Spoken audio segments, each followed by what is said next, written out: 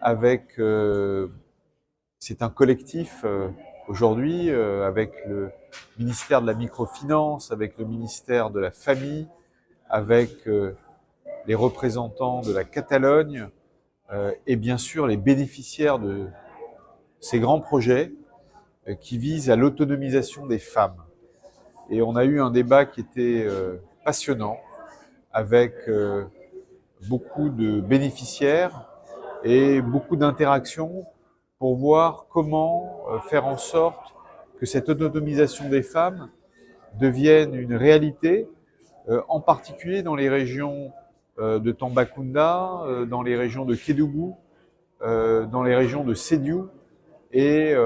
dans la banlieue de Dakar, là où beaucoup d'activités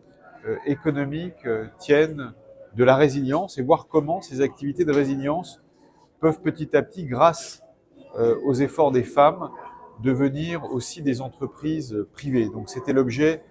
de ce lancement ce matin de ce projet JOGJEF.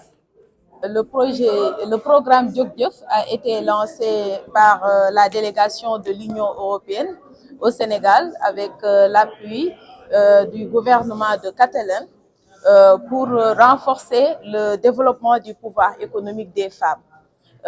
renforcer le droit des femmes et les mécanismes d'équité et d'égalité. Et donc, ce programme, à la suite d'une procédure de sélection, a sélectionné 4 organisations non gouvernementales, dont Plan International,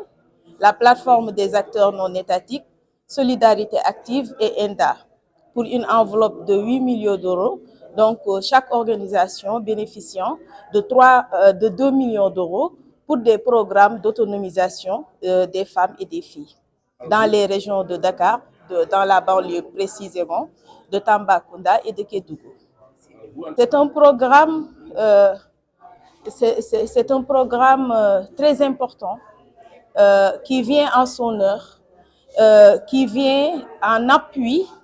déjà à ce que nous faisons en tant qu'organisation, soit de développement local, mais aussi qui vient en appui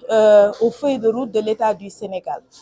Et donc, c'est un programme que nous saluons, qui appuie ce que nous avons, nos actions que nous faisons en faveur de l'autonomisation économique des femmes, que ce soit dans le monde rural ou dans la banlieue élargie de Dakar.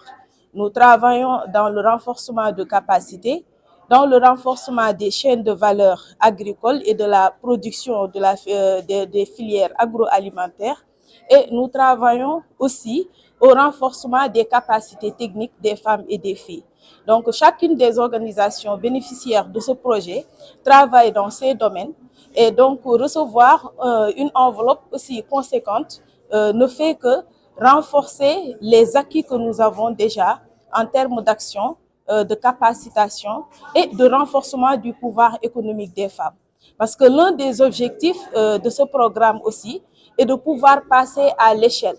de pouvoir évoluer, partir des activités de survie économique des femmes pour oser parler réellement d'économie, de développement économique, d'industrialisation, mais aussi de renforcement effectif du pouvoir économique des femmes. Nous sommes ici aujourd'hui pour représenter l'État à travers le ministère de la Microfinance et de l'Économie sociale et solidaire, en partenariat du ministère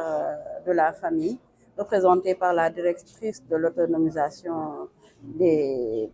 femmes. Nous comptons accompagner ce programme à travers nos différents mécanismes, notamment la mise en œuvre de CPS, qui sont les coopératives productives solidaires, qui regroupent l'ensemble des bénéficiaires du programme JOGJEF. Et nous allons accompagner les différents programmes de JOGJEF à structurer leurs bénéficiaires, à leur donner un agrément en économie sociale et solidaire pour leur permettre d'être comptabilisés comme des acteurs de l'économie sociale et solidaire au plan réglementaire, et aussi de les aider à accéder à la commande publique, notamment à travers les 5% réservés aux acteurs de l'économie sociale et solidaire. mais également à leur permettre de leur faciliter l'accès aux institutions financières, parce que c'est très important que les acteurs puissent bénéficier de financement pour pouvoir justement aller vers l'autonomisation des femmes.